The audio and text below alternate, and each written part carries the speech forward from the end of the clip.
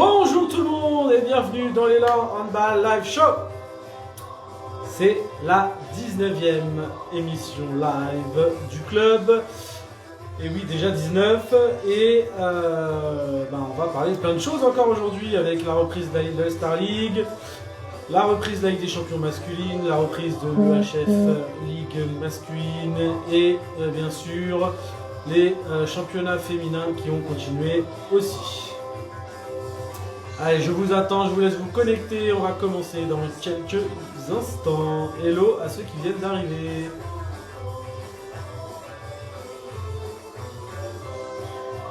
Salut, allez, je vous laisse arriver.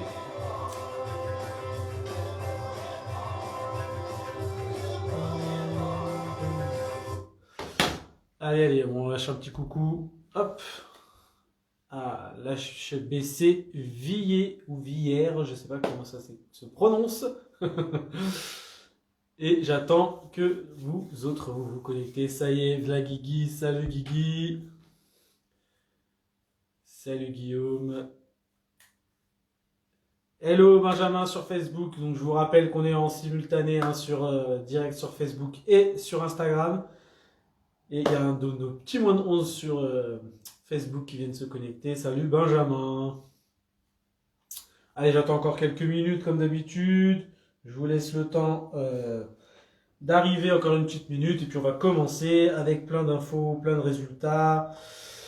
Handball et un petit peu d'actu du club. Parce que ce week-end, il y a eu un peu d'actu. Allez les amis. Le temps que la notification se fasse entendre par tout le monde sur les téléphones pour qu'ils se connectent. Ils vont pas tarder. Et comme d'habitude, on va commencer, ça va les faire venir. Alors, hop là, c'est parti. On va commencer par un peu d'actu, puisqu'on les a quittés la semaine dernière sur une défaite.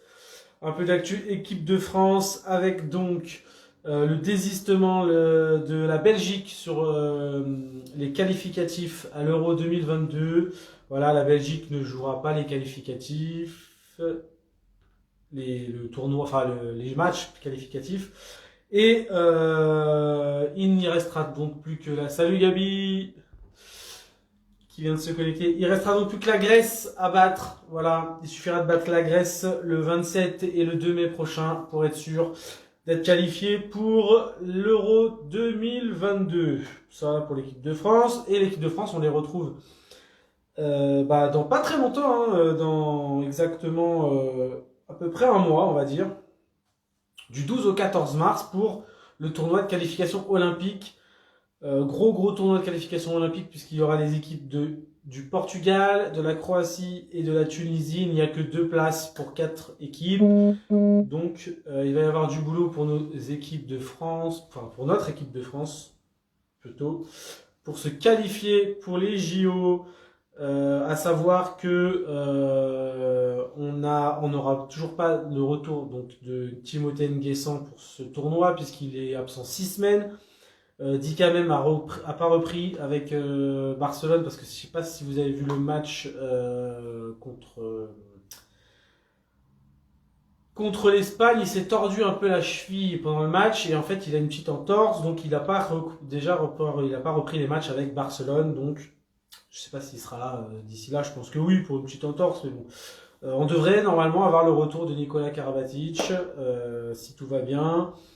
Donc il y a des chances qu'on puisse se qualifier si on reprend un peu de jeu, lancer sans ballon, tout ça, du handball quoi, pour faire court. Et sinon, voilà, c'est tout pour les actus de l'équipe de France de handball. Passons aux Ligues des Champions. Voilà, on va commencer par les Ligues des Champions masculines et féminines avec la reprise pour Paris. Paris qui avait un match en retard, le match en retard de la première journée, qui s'est joué donc le 6 et donc hier. Et Paris n'est pas tombé dans le piège de Szeged, là-bas à Szeged. Et ils ont gagné 32-29.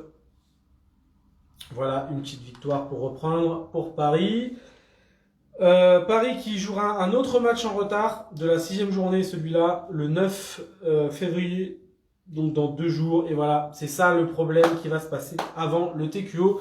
C'est que toutes les équipes françaises, mais étrangères aussi, ils ont un calendrier énorme avec tous les 2 jours, ils ont des matchs.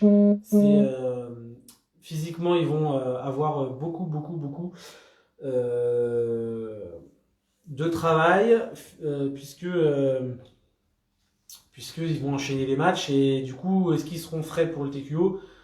Ça va être la question. Mais tous les joueurs sont dans le même cas, on verra bien, mais c'est un peu jouer quand même avec la santé des joueurs que de mettre autant de matchs rapprochés sur un mois seulement, c'est un peu compliqué. Donc ils joueront le 9, comme je vous disais, le 9 février, donc un match en retard, et ils joueront la 11e journée le 11, donc voilà, tous les 2-3 jours seulement entre chaque match. Et alors autant le 9 ils jouent à Paris, mais ils vont devoir aller en Norvège, à Elverum, le 11, donc ça fait aussi des déplacements, donc c'est pas très, niveau récupération, c'est pas top quoi.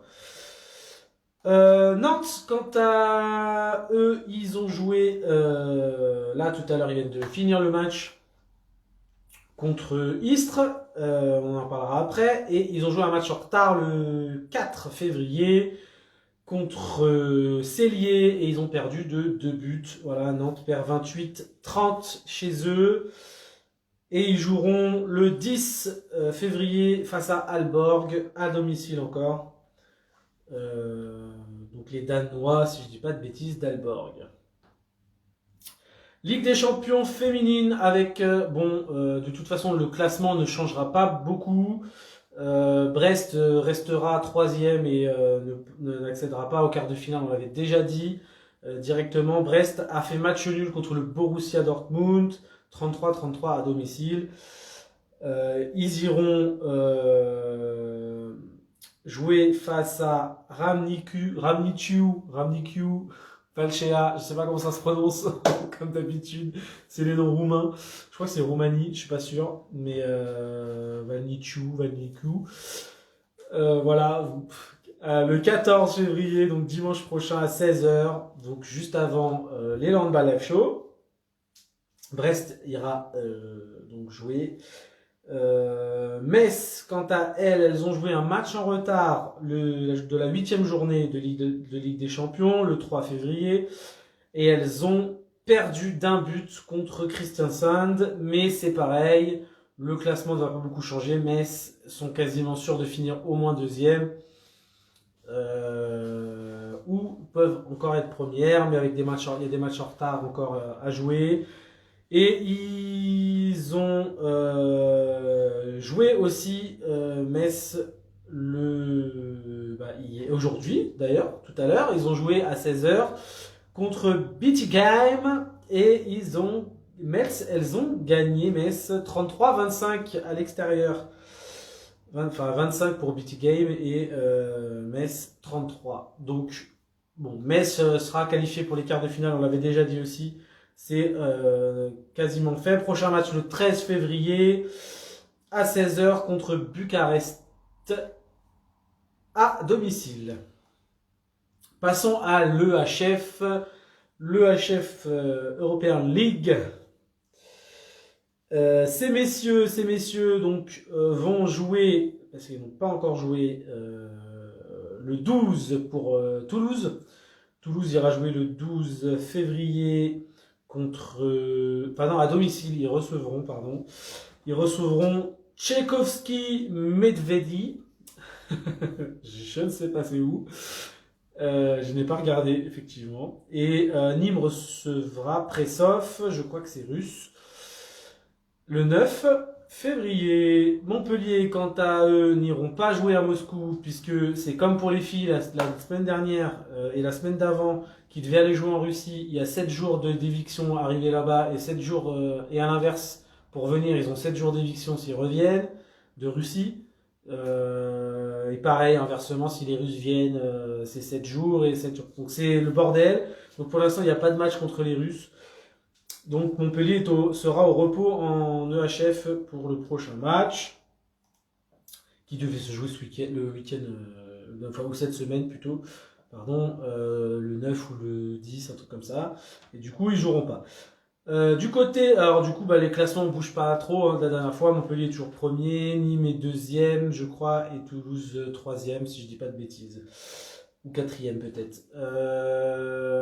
Le HF féminine, la Ligue HF féminine, avec Paris qui rencontrera le 14. Oui, c'est ça. Ils n'ont pas joué le 7, voilà, ce qui devait aller en Russie. Voilà, c'est ça. Ils n'ont pas joué ce week-end, ce qui devait aller en Russie. Paris 92. Et ils recevront Vachi le 14. Donc Paris est deuxième avec 2 matchs en retard. Ensuite, on a Fleury qui jouera le 14 contre Dunarea Braila. Fleury qui est dans le mal, mais qui a 2 matchs en retard et qui est quatrième. Et en ce moment, ils sont dans le dur Fleury. On en reparlera après pour la Ligue Butagaz Énergie. Mais elles seront en play down. Et c'est un coup dur pour Fleury. Elles n'ont pas joué le 6 puisque elles devaient aller en Russie. Où les Russes devaient venir, je ne sais plus. Mais en tout cas, elles n'ont pas joué. Et on passe à Nantes. Nantes, la seule équipe qui a joué ce week-end, du coup, aujourd'hui, et qui a battu Lublin, encore une fois, les Polonais, de Lublin, 25-20, cette fois-ci c'était à domicile. Et Nantes qui est première de son groupe avec 6 points, si je dis pas de bêtises. La deuxième est à 5 points. Et la troisième à 4 ou 2, je ne sais plus. Mais en tout cas, Nantes est première de sa poule de HF League. Et ils joueront contre l'ADA, c'est contre qui ils avaient perdu au premier match. Donc c'est le match retour qui commence pour Nantes, le 14. Et donc l'ADA à domicile pour Nantes. Et elles avaient perdu de 2-3 buts, je crois, au match aller 32-29, si je dis pas de bêtises. Donc elles sont en forme, donc les Nantaises, donc ça devrait aller. Salut Aurélien qui vient d'arriver. Les Nantaises qui sont en forme et qui donc sont premières de leur groupe.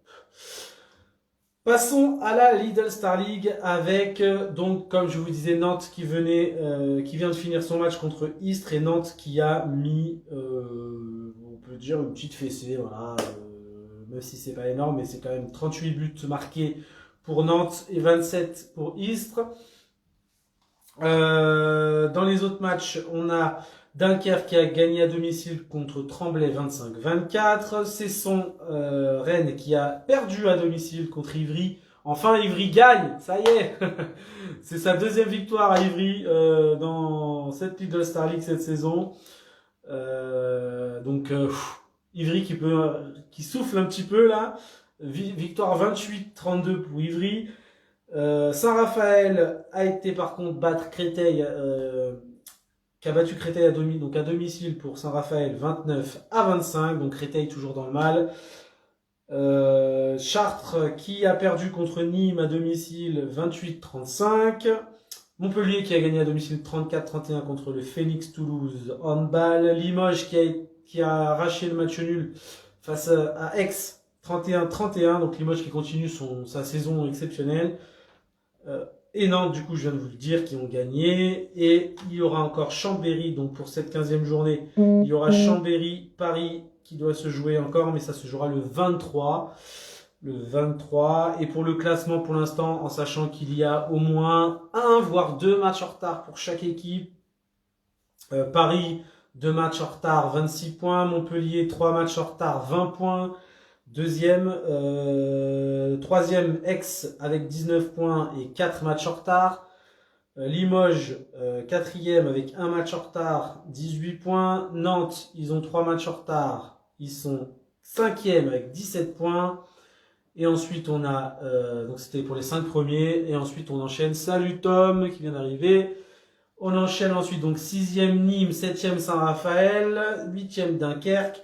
Chambéry, 9e, Chartres. Et Romain, purée, dis donc, vous arrivez tout ça. Bon, il y avait du rugby, alors j'ai du retard, mais bonjour à tous. Ah oui, il y avait du rugby, c'est vrai. Il y a du rugby ce week-end. La Française, d'ailleurs, ils ont gagné, je crois, 50-10, un truc comme ça. Et les Anglais ont perdu contre l'Écosse. dans ce tournoi à destination, si je dis pas de bêtises. Oui, on fait du hand, mais on fait un peu d'actu rugby aussi. Donc j'en étais où? Donc Saint-Raphaël 7e, 8e Dunkerque, 9e Chambéry, 10e Chartres, Toulouse 11e, Cesson 12e, Istres 13e. Donc là c'est ça que ça se joue sur la fin de classement. Donc Istres avec 7 points 13e. Rennes et Toulouse et Chartres ils ont 8 points, ils sont 10, 11 et 12e. Il y a Ivry donc qui a pris un peu d'air avec cette victoire, cette deuxième victoire dans cette saison. Je vais faire un live pour le rugby.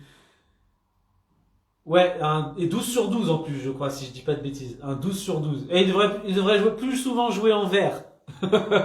A priori, le vert l'a réussi bien à Ivry. C'est la première fois que je les voyais jouer en vert. Ils ont joué en vert, ça leur a fait une victoire. Donc Ivry 5 points, donc à seulement 2 points avec Istres. Ah bah non, pas 18h30 le dimanche. Créteil, donc 4 points, donc seulement 1 point derrière Ivry qui est relégable pour l'instant. Avec Tremblay, 1 point. Tremblay, ils sont vraiment la catastrophe. Tremblay, ils n'y arrivent pas. Ils sont, même s'ils perdent pas forcément leur match de beaucoup, en plus Tremblay, ils perdent d'un but, 2 buts, c'est vraiment à 12 sur 15. Je crois que j'avais vu 12 sur 12. Mais c'est pas ça. Non, là c'est, comment il s'appelle? Ah mince, le Spagnol là de Nantes, il a mis un 9 sur 9 ce soir. C'est ouf. 5 sur 6 au 7 mètres. Ah, j'ai pas pu regarder les matchs, mais j'ai regardé que là, à Nantes et j'avais regardé Montpellier sur beIN, Montpellier-Toulouse et du coup quand j'ai regardé Montpellier-Toulouse, je me suis dit mais pourquoi Guillaume Gilles n'a pas fait jouer Melvin Richardson arrière droit pendant ce mondial? Parce que il a été énorme, il a mis des buts incroyables, Melvin Richardson hier soir, hier soir ou avant-hier-soir, je sais plus, mais c'était n'importe quoi. Quand on voit la qualité de Melvin Richardson, on se demande qu'a foutu Guillaume Gilles. Bref, on peut pas revenir en arrière. On en parlera après de Solidaire, vous inquiétez pas. On en parle après. Donc voilà, c'était pour le classement de la Little Star League. Passons aux filles, puisqu'on n'a pas encore vu les filles. Les filles qui ont joué la 4e journée, non. Non. Alors, les filles qui ont joué des matchs en retard. Bah non, ils n'auraient pas pu, Gilles. On risquait de gagner avec Melvin sur le terrain. Pas faux, pas faux. Alors, les filles qui ont joué des matchs en retard, donc pas toutes les équipes, mais 1, 2, 3, 4, 5, 6, 7, 8. Bah si, je crois, toutes les équipes, quasiment. Oui, toutes les équipes. 8 matchs. Il y a eu donc un match en retard de la 4e journée avec Besançon qui a battu Dijon 34-24. Nantes et Nantes Bourg-de-Péage. Nantes qui a perdu 29-31 face à Bourg-de-Péage et Bourg-de-Péage en gagnant ce match se qualifie pour les play-offs, les amis. D'ailleurs, je vais vous donner les équipes qui sont en play-off parce que avant même la prochaine journée, la dernière journée de championnat qui va se jouer le 10, si je dis pas de bêtises.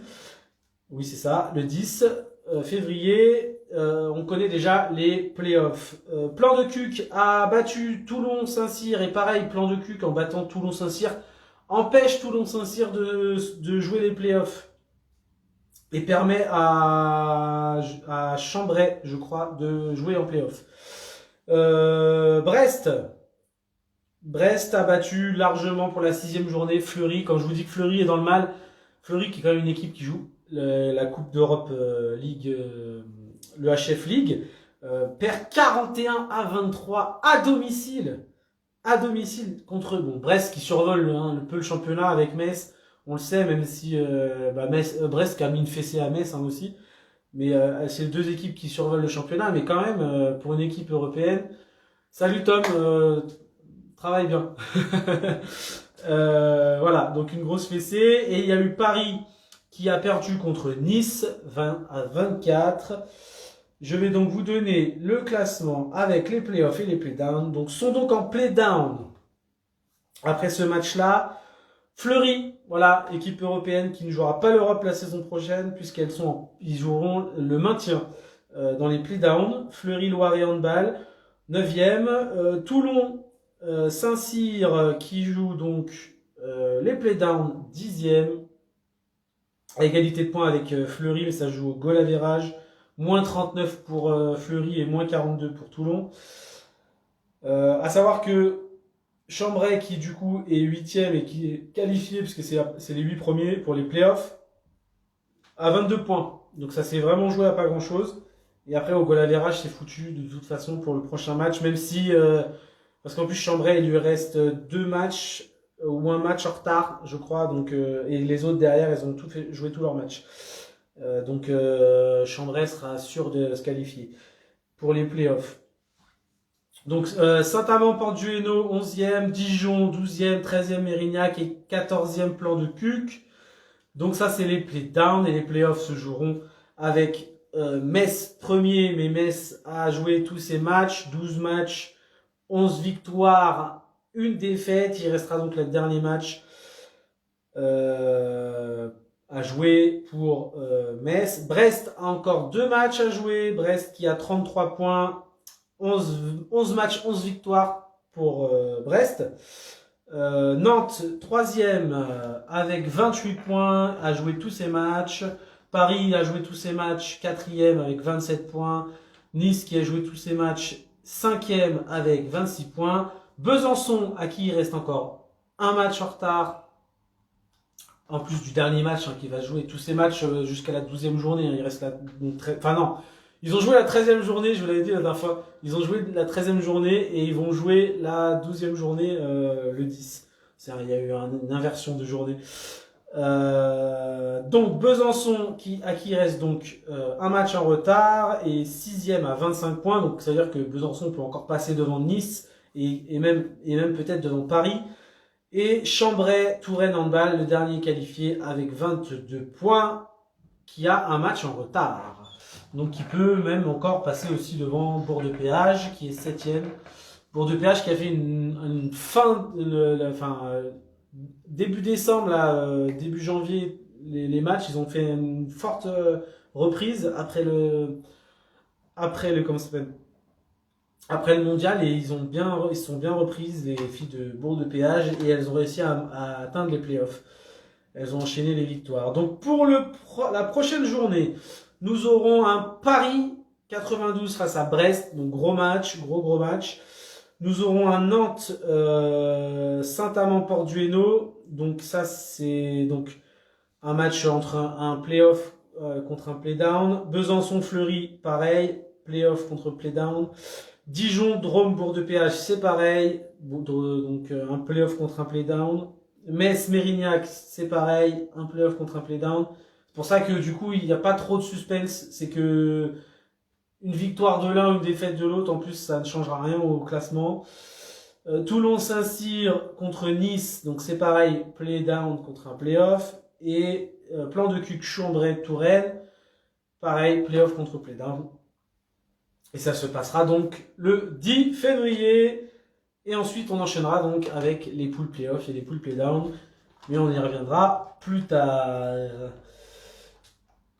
Mais bien, je crois que j'ai terminé l'actu handball et on va passer un peu à l'actu handball du club, puisque ce week-end, nos seniors garçons, c'est-à-dire même plutôt vendredi matin, mais on va dire ce week-end, puisque ce week-end se tenait par l'association, enfin par le groupe formé par un de nos seniors garçons, Gabriel, qui était dans le live, je sais pas s'il est toujours là, qui était qui a l'UT et qui donc pour son IUT a dû faire une collecte solidaire. Ils ont appelé ça solidaire du nom de l'IUT à l'endroit où ils sont à Sceaux, et donc ça faisait bon jeu de mots avec solidaire. Et donc nos seniors garçons, en solidarité donc avec leurs coéquipiers, mais aussi parce que la solidarité, ça fait de toute façon partie de nos valeurs, de notre sport. Et sans solidarité sur un terrain, on ne peut pas gagner les matchs. Donc ils se sont proposés de l'aider, et ils sont allés l'aider, et ils ont récolté pas mal de denrées alimentaires et autres produits d'entretien, de produits d'hygiène, etc. Donc c'était cool. Vous pouvez voir d'ailleurs le post Facebook, vous pouvez aller le voir. Facebook, oui, Facebook et Instagram aussi, un post Instagram. Il y a les photos. Ça s'est super bien passé. Très bon accueil des gens. Et je crois que ce week-end, ils ont récolté pas mal de palettes, de cagettes, donc grosse récolte. Les gens sont très généreux. Je tiens à souligner parce qu'on dit de plus en plus qu'on est chacun pour soi, etc. Et ben moi je trouve pas, quand je vois le nombre de personnes qui ont donné des fois pour plus de 50 euros de, de denrées ou de produits, je trouve ça bien et on voit bien que les gens sont solidaires et il n'y a pas le chacun pour soi, il n'est pas généralisé et qu'il y a il y a encore du monde pour donner et c'est souvent pas les plus riches en plus qui donnent, donc c'est cool. Nous, ça nous a fait plaisir, moi ça m'a fait plaisir d'y participer pour aider Gab et pour la solidarité. Je fais déjà d'autres trucs en dehors, mais voilà, c'était cool.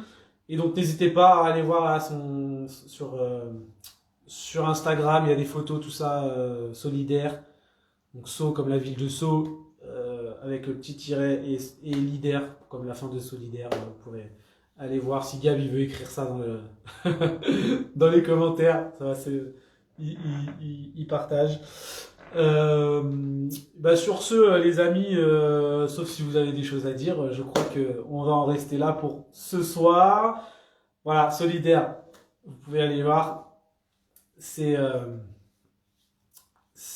gratuit. C'est gratuit et il y a et voilà. Puis je pense qu'il en fera peut-être d'autres des collectes. Donc c'était en faveur de Solépi, voilà, l'épicerie solidaire de la ville, qui est dans la ville de Chevilly. Donc voilà, c'était cool. Sur ce, les amis, je crois que à plus et puis à la semaine prochaine, la Saint-Valentin.